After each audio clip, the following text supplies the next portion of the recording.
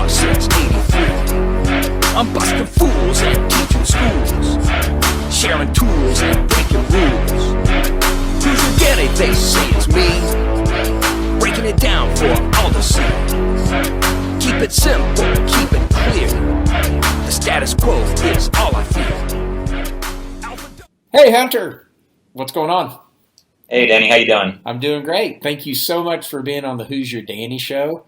Like I tell everybody, this is a huge honor for you. I hope that you appreciate it. It is, thank you. Hey, listen, Hunter, before we even get started, if you would introduce yourself and tell the audience what you do. You work with DealerSocket, of course. You're one of the leading experts on CRM and kind of a celebrity. But tell the people out there a little bit about you. Yeah, well, my name's Hunter Swift, and I'm the Director of Sales Development at DealerSocket. I've been with DealerSocket, this is my 11th year. Have pretty much done everything within the company from support, consulting, installs to sales. So during that time, it's really allowed me to, learn about CRM and learn how dealers are using it, best practices, and I just love helping dealers. One of my first jobs out of high school was selling cars, so I was in the trenches, so to say. I worked at a Chrysler, Plymouth, Jeep, Eagle, and Dodge store, and it's pretty much where I got all my experience. And then I was able to parlay that into DealerSocket, so it's been really good. So selling Eagles yes. was a big turning point for you. Yeah. That's awesome. You didn't have anything to do with the demise of that brand, did you? No. Okay, good. All I have to do is say, I hear people complain because there's a lot of different models out there to choose from, but Right. you had a customer that came in and they were looking at a Dodge, Dodge Caravan, a Plymouth Voyager, and then a Chrysler Town and Country, and all the different models between. It was hard. So Can you remember one of the Eagle lines? The Eagle Summit.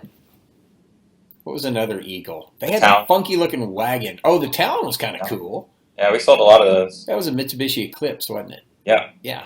Cool. All right. Well, thanks for telling us about your experience. And that was back in a time before CRM. So, I had a Rolodex. I think I was trained to use a Rolodex, and I had, business cards with a rubber band around it that had all of my, customer information on it, which was great until my mom washed my pants one day and I lost all my leads. So I know firsthand, what it's like to use, or sell cars without a CRM, and I know what it's like to sell cars with CRM, and big difference. Oh, it's a lot easier. And there really was a CRM. It's just kind of the old school CRM. It's all about just keeping those records together and understanding your people. But you're right. I'm kind of glad we've ventured into the internet age and the technology age. So we're going to get right into we're going to get into CRM. We're going to get into a lot of that fun stuff. But first, tell me about a couple of your hobbies. I know them, but I want everybody to know about them. I want to hear a little bit about your cars and your photography. Okay. Well, perfect. Well, I love cars. I love going fast. I love modifying cars. Currently have a 2014 Cadillac CTS-V that's fun to drive, all modded. But probably the last year or so, I've gotten really into car photography. It started just taking pictures of my own car, and ended up starting taking pictures of other people's cars, and now it's actually a hobby I do on the side and actually get paid for, and so it's kind of nice. I work with dealers. My hobby's about cars, and I like taking pictures with cars. So I'm just a car guy, just through and through, and love being part of the industry. I think it's one of the greatest industries that we can work for, and I love helping dealers, and especially with CRM and stuff. I mean, not only are we helping dealers sell more cars, but we're helping the customer have a better experience. So I love it. Well, good. That's cool. I to this day have not seen in person your hot rod, but I understand now that you've kind of gone through that cycle. Now you're maybe going for the new body style. So if anybody's listening and you're in the market for a custom hot rod CTS-V, Hunter Swift is the guy to call. Yeah. And I can't wait to see some pictures of what you do next. I enjoy your stuff on social media, Twitter. The pictures are unbelievable. So it's a lot of fun. And, we do a lot of stuff day to day in this business, but it's fun to see people branching out. And it's still loosely related. It's still it's about cars. Well, the thing is for a lot of people, the car means a lot to them. It's part of their identity. They have a lot of experiences in it.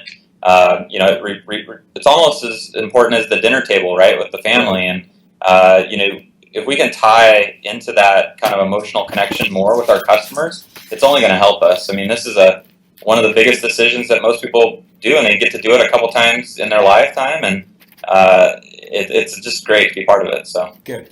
Well, let's just jump right into connecting with customers. It's a perfect Yeah. segue into CRM, and you're obviously one of the industry's leading CRM experts. I don't think that's I don't think that's of any question. But when you're talking about as a vendor, what drives you nuts about the way dealerships underutilize the CRM? Maybe give us a couple of examples, because I know we're guilty of it, but what just kind of drives you crazy when you see dealers of course. underutilizing it? Well, like kind of how I mentioned when a while back I was selling cars without a CRM, and there are still people who started selling cars back then, and they still think that they can sell cars without a CRM, and you probably can.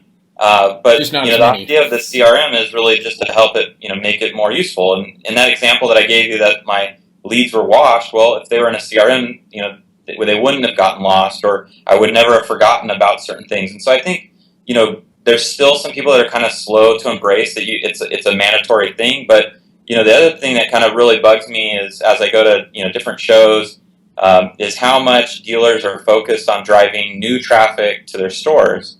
I was just at a trade show. I mean, almost half the vendors there were either advertising companies, marketing companies, or lead providers, all there to try to drive leads to the dealership. Dealers spending $20 to $50 per lead.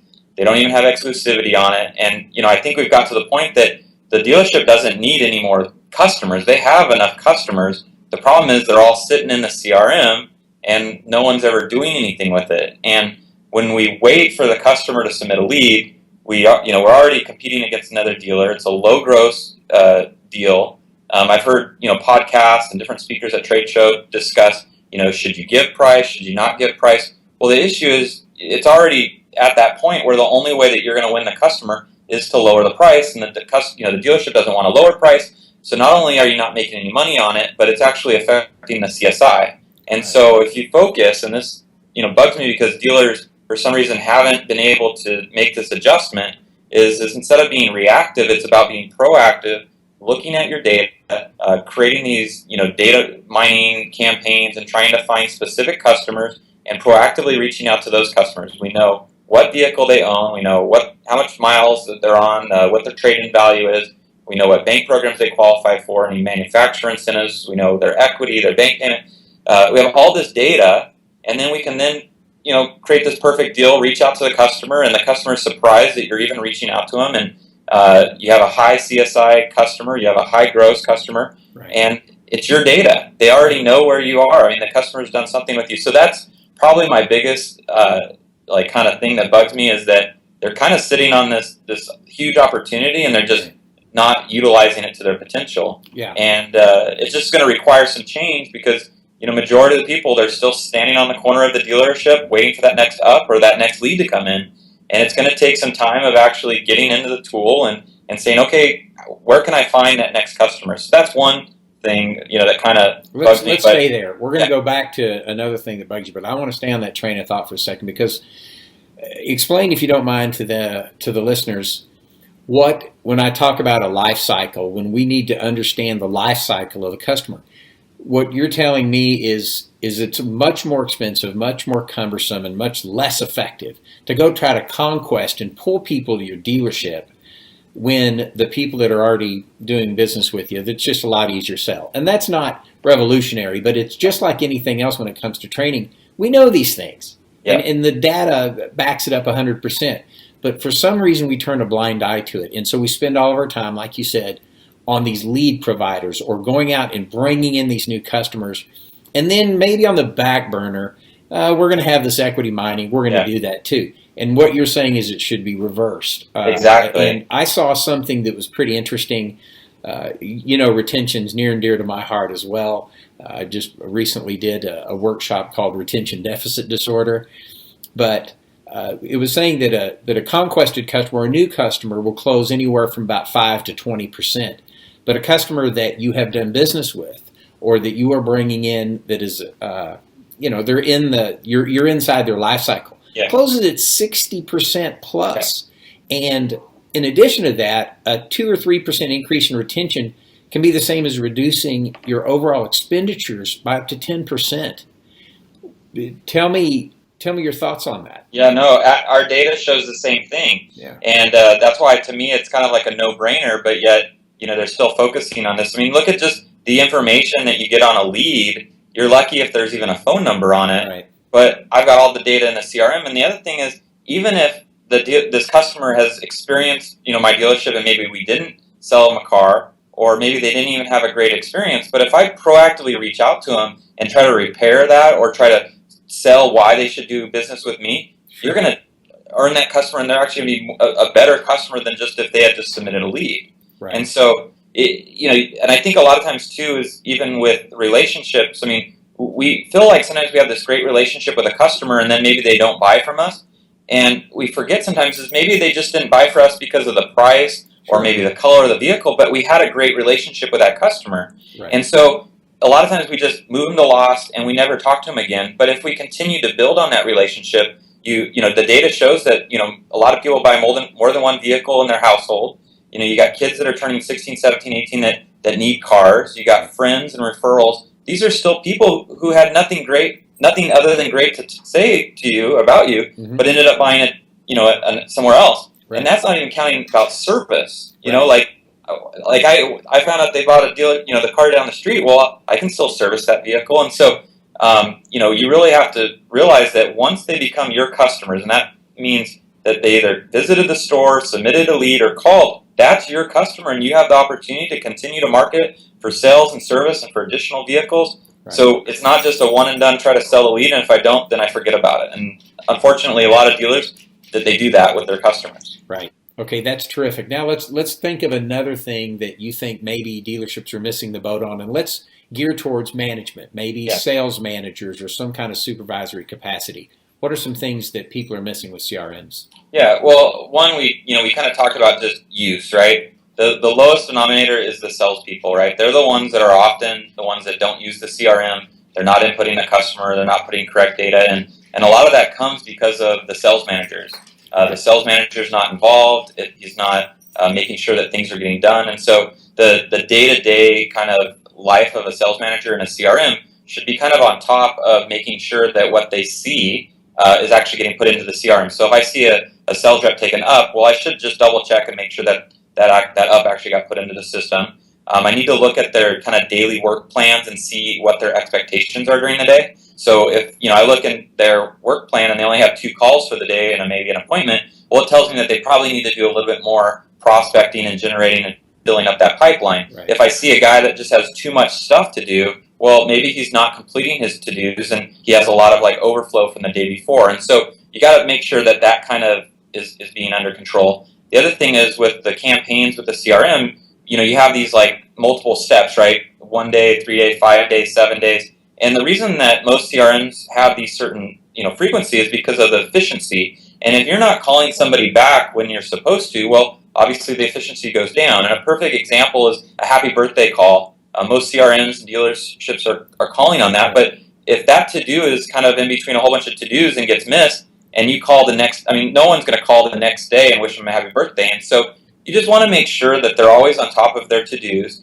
and making sure that they're doing what they're supposed to. Now, most CRMs have some type of call tracking where if the salesperson is just marking completed on all the to-dos, that you actually have a way to look at the phone and making sure that it's actually happening. I also encourage, if your state permits, that you record and listen to the calls. Now, you might not have the ability to listen to every call, but you want to be able to go back and just make sure that that they're doing what they're supposed to. I mean, this is a person that's kind of a brand advocate for your store, and so if they're not answering the call the way they're supposed to or offering the service that you're expecting, the only way you're going to know is if you listen to the calls. There are other companies too that will record and critique. I highly suggest those as well, because for the most time, the sales manager doesn't have the opportunity to listen to every call. Right. But if you have a service that can record, transcribe, and score, I think that's great, just for quality assurance as well as training. And then the last would be some type of checkout report, so that at the end of the day, the managers can have a little interview or a little checkout and just say, hey, what did you do?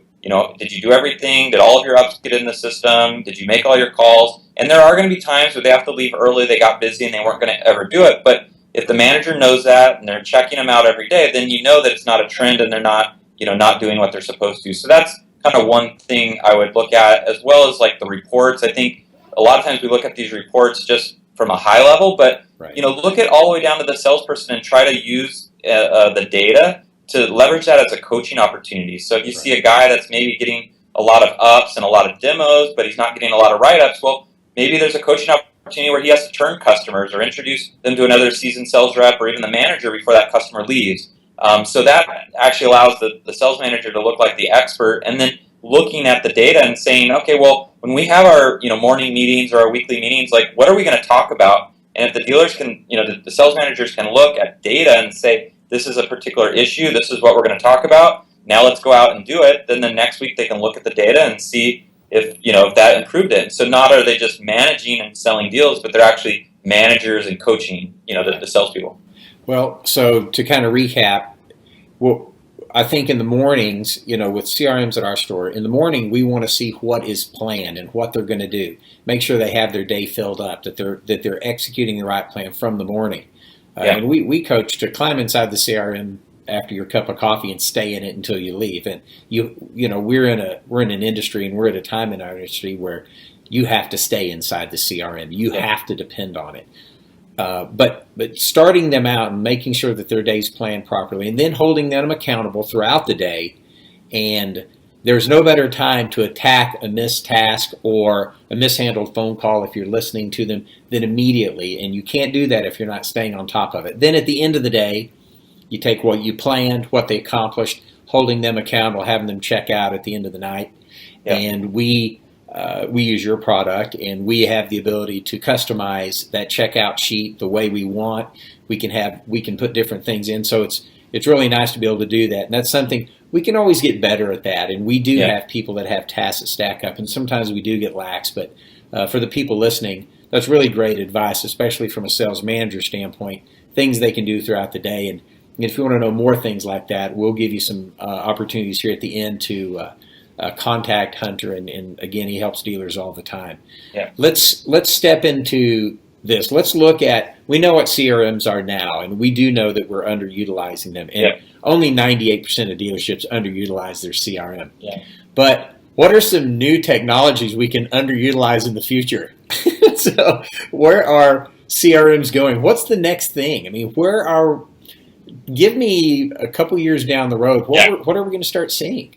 Well, perfect. Well, surprisingly, there's still a lot of dealers that are about 10 years behind us. I mean, just look at some of our DMSs out there that still look like a DOS program, and they're still using server-based CRM. So for some, the future is a web-based CRM. It's mobile technology, being able to kind of up a customer anywhere. I think as we grow in the next couple of years, I think we're starting to see this. Is for a long time, the DMS has been kind of the hub where everything kind of happens in and around the DMS. I think now it's more around the CRM. I mean, every single touch point that the dealership has with a customer should some way or another be connected to the CRM.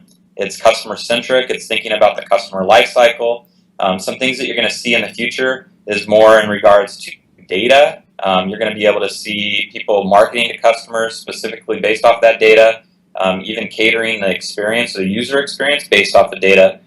One example is something that we've currently worked on with our recent acquisition of the DealerFire website is something called Crossfire, which is a better integration between website and CRM, to where there's kind of a customer profile that is created for that customer, and we're able to track kind of behavior and then change the way that we market to a customer or even interact with the CRM based off that data. Like, perfect example, let's say a lead comes in and, because of an activity, you move it to lost. Well, if that customer's on our website, it should re-trigger that activity or create a to-do that says, hey, this customer is actually not lost, right? He's on your website. Or if maybe they're on your website and they haven't submitted a lead, but they're kind of always going back to a particular vehicle, well, that information should get carried over to the CRM. And then when I do my bulk email or some type of marketing to them, I should be sending whatever vehicle they're interested in to that customer versus always sending out that generic thing. So I think we're going to get a little bit more specific in using data to kind of give a more of a customer experience. Like, even when I think back on the website, almost every web or email that we send out has a link to our website. And if I go back to my earlier point about always trying to drive traffic, the website's designed to drive new traffic. That's why we have internet specials and web pricing. So when you go to send an email to your most loyal customer, why do we have the link at the bottom of the page sending them back to that page? Right. We should be sending them to a page that only he accessed, that talks about how great he is and how loyal he is and how much we appreciate him. And if we talk about like referrals, surveys and things like that, well, we should be surveying those customers, right? So you can do that now with some of the data, and I think as we move forward, it's just going to continue and get better. And then the last thing is really, I think dealers are kind of tired of the like DMS integration fees, having their data, not being in control of their data. I think hopefully we'll see a shift on that, and all the data already exists in the CRM, so I think that will change. And then as that changes, I think you're going to see more kind of maybe a one platform tool for dealers, so that it's already getting to where sales, service, data mining, desking, website, and inventory is kind of all on one platform. And so now I think you're going to see maybe additional products that are going to fit in there, because the customer doesn't really need to have different experiences every time they interact with your dealership because of a different software for different providers. So I think just streamlining that. And then the last thing I'd say has to do with millennials. Millennials use apps for everything. And when I talked about earlier about how you could sell a car without using a CRM, that is impossible for them. And so I hope as these millennials and younger people come into our industry, they're going to be more reliant on this technology. They're going to embrace it more, and they're going to really look at how they can use the technology to have better experiences and sell more cars. So Wow. I'll tell you, the technology. I'm no technological guru here, but for the life of me, to your second point, I can't figure out why a CRM and a DMS has been two different products for so long. Well, I think I can probably guess part of the reason. I mean, it's money and acquisitions and all these other things. But have you ever gone and seen like maybe a really old house or even a mobile home, and they just keep adding wings to it, and the front of it looks okay, but you realize that it started out as a mobile home, or it started out as a shack, and they just continue to build around it.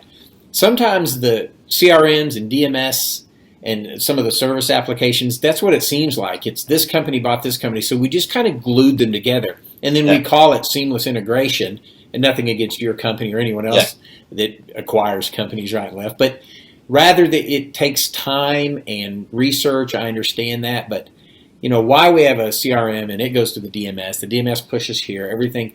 And the website's another issue that you guys are attacking. And I think we're moving that way. But in the age where we're carrying around this information in our pocket and the incredible things that we have through some of the technology you talked about, through beacons and geofencing and all these crazy things that are going on, you would think we would have that by now. But basically, it's encouraging to hear you say we're moving that direction. Absolutely. And if you just looked at the acquisitions that DealerSocket has made recently, right? Website, some inventory pieces, some independent DMSs, and we got a couple other things in the work. The whole goal for us is not to be like some of the other companies that have done what you said and bought all these companies and never improved that integration. And that's one thing that we definitely want to help, that we feel that the dealer deserves. Sure. And once again, this show is this isn't about a certain company or anything. He's with DealerSocket. DealerSocket's a great product. There's a lot of good products. There's a lot of good DMSs out there. But in general, I think this is an important thing for me as a dealer. It's frustrating for us too. We talk about the things that kind of frustrate you when you look at dealerships, and these are some of the things that frustrate us as dealers. We have access to all these reports, all this data, all these things, and all these integrations.